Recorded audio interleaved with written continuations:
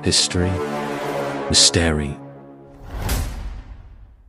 Di sebuah daerah, tepatnya Pasar 15, Dusun 5, Desa Medan Sinembah, Kecamatan Tanjung, Morowa, Deli Serdang, Sumatera Utara. Ada seorang perempuan, kelahiran 2003, namanya Hashim Surimai. Usianya sudah menginjak 21 tahun. Dan di dalam kejadian ini, latar belakang dari keluarga Hashim itu tidak diketahui.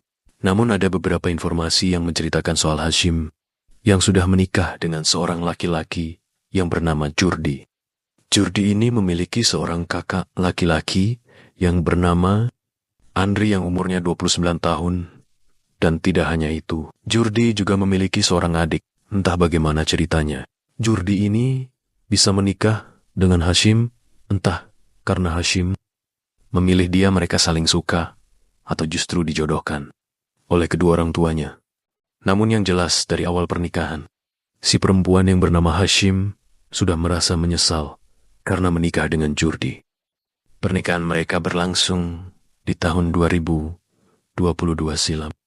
Hashim dan Jurdi setelah menikah tinggal di rumah milik orang tua Jurdi, yang mana pada saat itu Hashim tidak masalah dengan hal tersebut karena dia setuju-setuju saja dan nyaman-nyaman saja kalau harus tinggal dengan mertua. Selama menikah dengan Jurdi, tampak kehidupan dari Hashim itu tidak bahagia. Pernikahan mereka tidak berjalan dengan indah seperti kehidupan pernikahan yang diidamkan oleh banyak orang, yang mana selama kurang lebih 2 tahun mereka menikah. Pernikahan antara Hashim dan Jurdi menghadapi banyak tantangan. Semakin hari, kehidupan pernikahan mereka diwarnai dengan kekhawatiran dan kesedihan yang mana Jurdi ini memiliki banyak sisi gelap yang selama ini tidak diketahui oleh Hashim. Mulai dari cara dia memperlakukan Hashim, yang mana itu sangat kasar, dan juga ternyata Jurdi ini memiliki kecanduan terhadap minuman keras dan narkoba. Dan dari semua itu, ada satu hal yang menurut Hashim sangat parah, yaitu tentang si Jurdi ini yang sangat pemalas. Dia enggan untuk mencari pekerjaan. Dia tidak menafkahi Hashim sebagai istrinya. Keseharian Jurdi ini hanyalah nongkrong bersama teman-temannya, dan biasanya dia sering nongkrong di warnet yang tidak jauh dari rumahnya untuk main game online.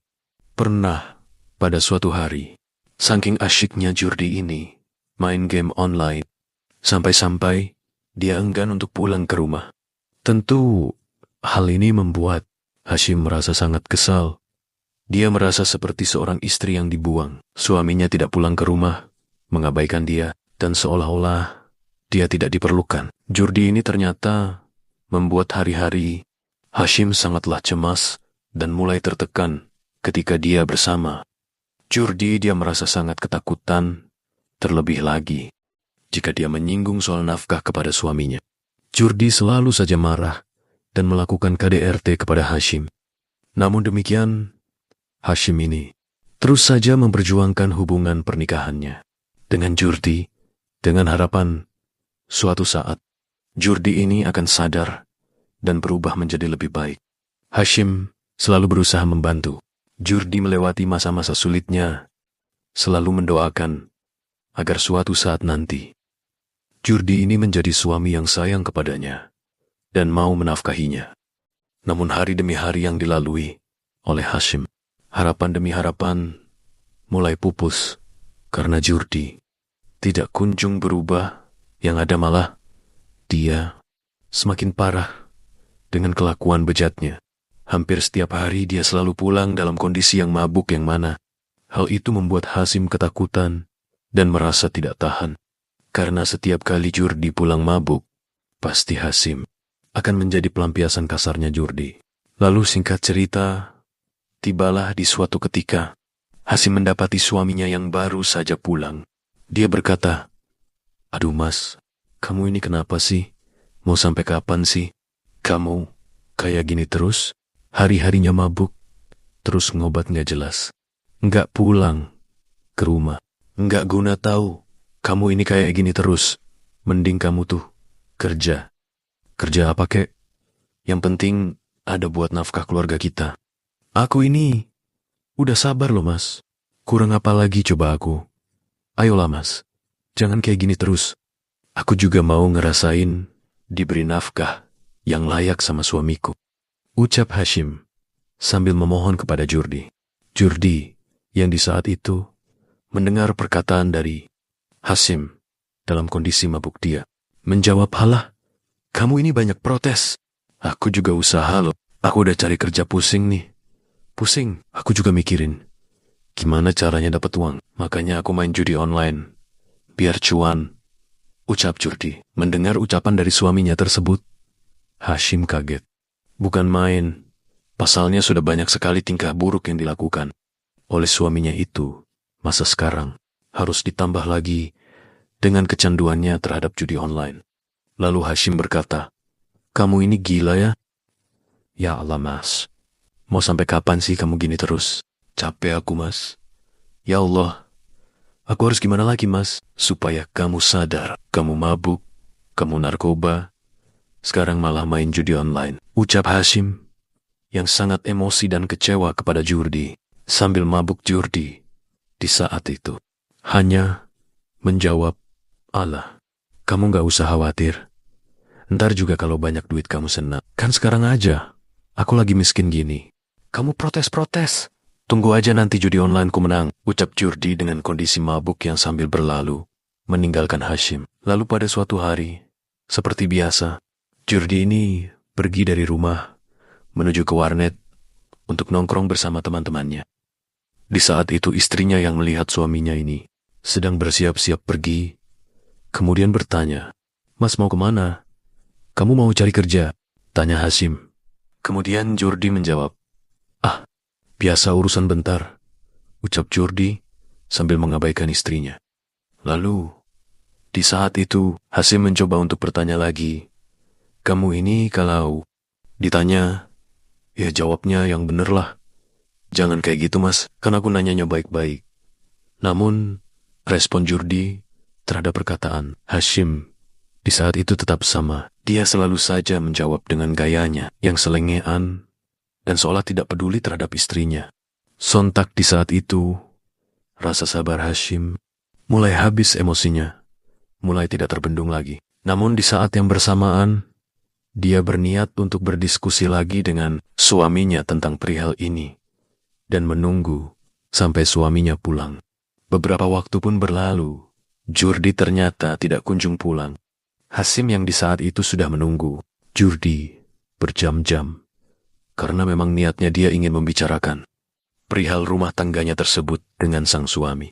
Namun di saat itu, karena Jurdi tidak kunjung pulang, Hashim pun bergumam, aduh kemana ya?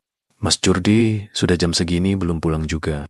Ucapnya sambil melihat ke arah jam yang sudah menunjukkan pukul 5 sore.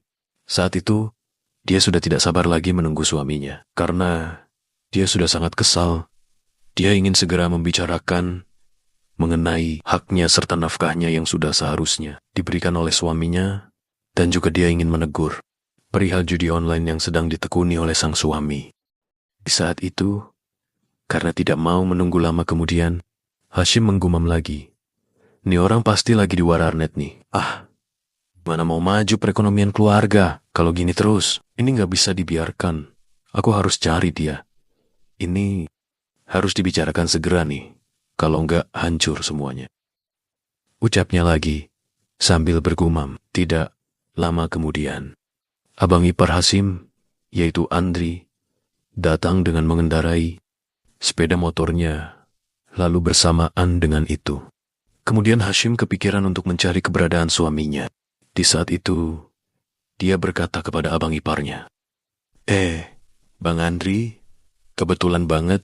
Bang, aku boleh pinjam motor nggak?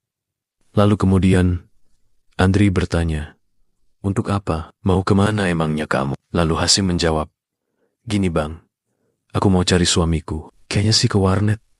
Aduh nggak pulang-pulang dia.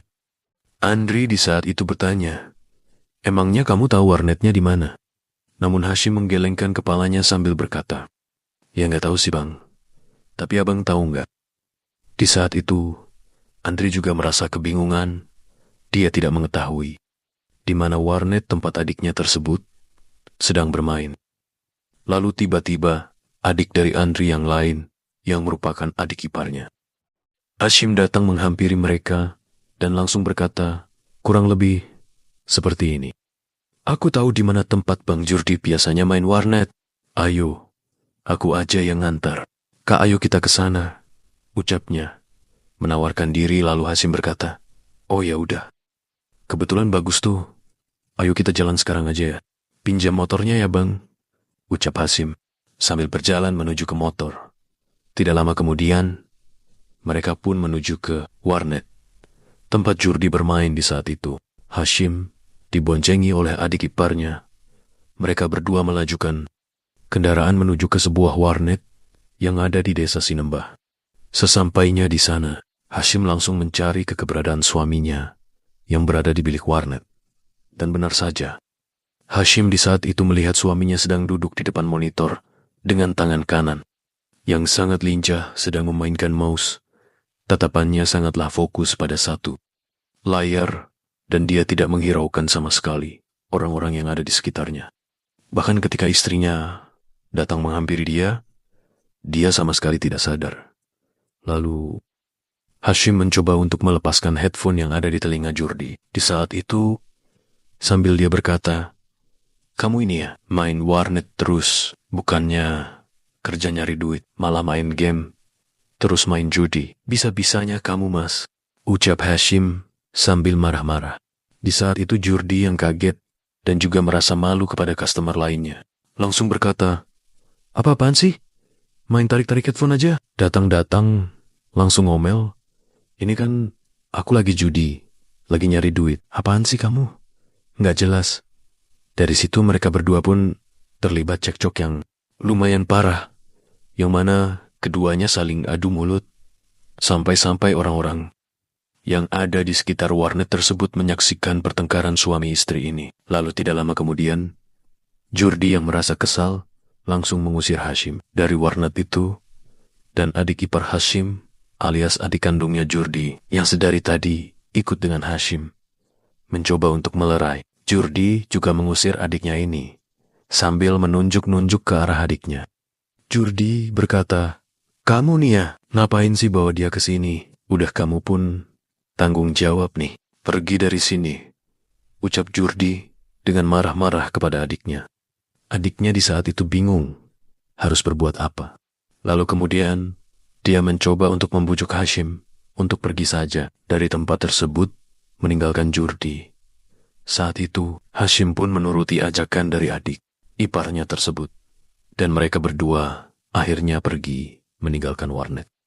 Dengan kondisi Hashim yang menangis dan juga emosi sejadi-jadinya. Lalu di dalam perjalanan dengan dibonceng oleh adik iparnya, Hashim di saat itu masih menyimpan rasa sakit hati yang sangat dalam kepada suaminya. Sampai-sampai tumbuhlah rasa dendam di dalam hatinya. Dia merasa begitu sangat benci kepada suaminya tersebut.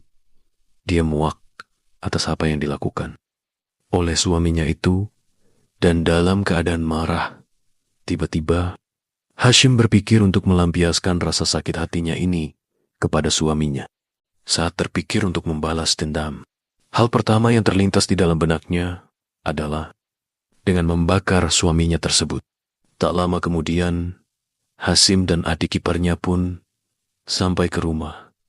Saat mereka sampai di rumah, Hashim masih dalam kondisi yang sangat emosi. Dia menyimpan rasa sakit hati, dan di saat itu sangat ingin melampiaskan emosinya kepada Jurdi. Saat sampai di rumah tersebut, Hashim kemudian berkata kepada adik iparnya, kamu masuk aja dulu ya ke rumah.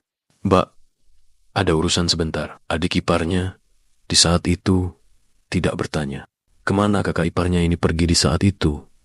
Adik iparnya beranggapan Hashim mungkin perlu menenangkan diri, lalu tanpa curiga dia membiarkan Hashim pergi begitu saja. Saat adik iparnya tersebut masuk ke dalam rumah, orang rumah bertanya, kemana perginya Hashim? Dia hanya berkata kalau Hashim ada sedikit urusan, padahal dia tidak tahu bahwa Hashim sedang merencanakan sebuah niat jahat yang benar-benar keji pada saat itu. Waktu pun sudah menunjukkan jam 17:30 dengan mengendarai motor sendirian. Hashim berhenti di sebuah warung pedagang bensin eceran. Dia membeli sebotol bensin eceran yang kemudian dia bawa ke warnet tempat suaminya berada. Ya, Hashim di saat itu sudah membulatkan tekadnya. Dia ingin melampiaskan kekesalannya dengan membakar Jurdi. Pergilah Hashim menuju ke warnet. Di dalam perjalanan, dia mengumpulkan semua keberaniannya dia. Di saat itu juga puncak emosinya naik dan akan meluapkan emosinya ini. Ketika tiba di warnet, di saat itu Hashim tanpa basa-basi langsung masuk ke dalam warnet dengan membawa sebotol bensin yang dia beli tadi. Dia di saat itu mendapati suaminya tengah fokus menatap layar komputer yang jelas sekali sedang bermain judi dengan serius. Hashim lalu berjalan ke arah Jurdi. Dan tanpa basa-basi, tanpa diketahui oleh Jurdi, Hashim langsung saja menyeramkan bensin ke arahnya. Saat itu, Jurdi kaget dan berkata, "Hei, apa-apaan ini? Wah, gila ya kamu ya. Apa yang kamu siram ke aku nih?" "Ini bensin." Dan tanpa menjawab sepatah kata pun, Hashim langsung saja menyalahkan korek yang dia bawa dan melemparkan korek itu ke arah tubuh Jurdi yang sudah basah kuyup dengan bensin. Seketika, api berkobar di tubuh Jurdi yang dengan sangat-sangat besar. Sontak di saat itu Jurdi berteriak meminta tolong sambil berkata, "Panas, panas, tolong, astagfirullah, tolong," ucap Jurdi meminta ampun orang-orang yang ada di tempat kejadian. Kemudian, pada berteriak dan melarikan diri, ada yang berusaha menyelamatkan diri dan juga ada yang berusaha untuk merekam kejadian tersebut, serta memanggil warga lain untuk meminta pertolongan. Beberapa dari mereka berteriak, "Ya ampun, tolong, kebakaran, ya Allah, tolong." Pemilik warnet pun tidak luput dari ketakutan. Pemilik warnet di saat itu berteriak sejadi-jadinya karena tempat usahanya sudah dilahap oleh api dengan kobaran yang sangat besar. Semua orang yang ada di sana kemudian mencoba untuk menolong Jurdi. Lalu beberapa saat kemudian, warga sekitar mulai berkerumunan di sana. Sementara Jurdi masih berteriak dengan kondisi tubuhnya yang penuh dengan api. Di saat itu, orang-orang tidak dapat berbuat apapun. Mereka hanya bisa berteriak-teriak sambil menyaksikan Jurdi perlahan-lahan menghadapi ajalnya karena dilahap oleh api. Di sisi lain, Hashim yang sudah puas dengan aksinya langsung pergi dari lokasi kejadian. Dia memilih untuk pulang menuju ke rumah, dan selama di perjalanan, dia sempat cemas. Dia sempat menyesali dengan apa yang sudah dia berbuat, namun di saat itu, dia juga sekaligus merasa puas karena emosinya sudah terlampiaskan. Lalu sesampainya dia di rumah, kemudian Andri kakak iparnya bertanya, "Hashim, dari mana kamu tadi? Bukannya sama si adik berdua?" Lalu Hashim menjawab, "Aku habis dari warnet. Aku habis bakar suamiku." "Si Jurdi adikmu," ucapnya sambil berlalu meninggalkan Andri. Andri yang mendengar ucapan tersebut tercengang. Dia bertanya, "Hah? Apa maksudmu?" "Kamu jangan bercanda ya. Emang kamu ngapain?" "Adik aku," ucap Andri. Lalu Hashim menjawab lagi, "Enggak, aku nggak bercanda. Kamu cek aja sendiri ke sana. Dia sedang kesakitan.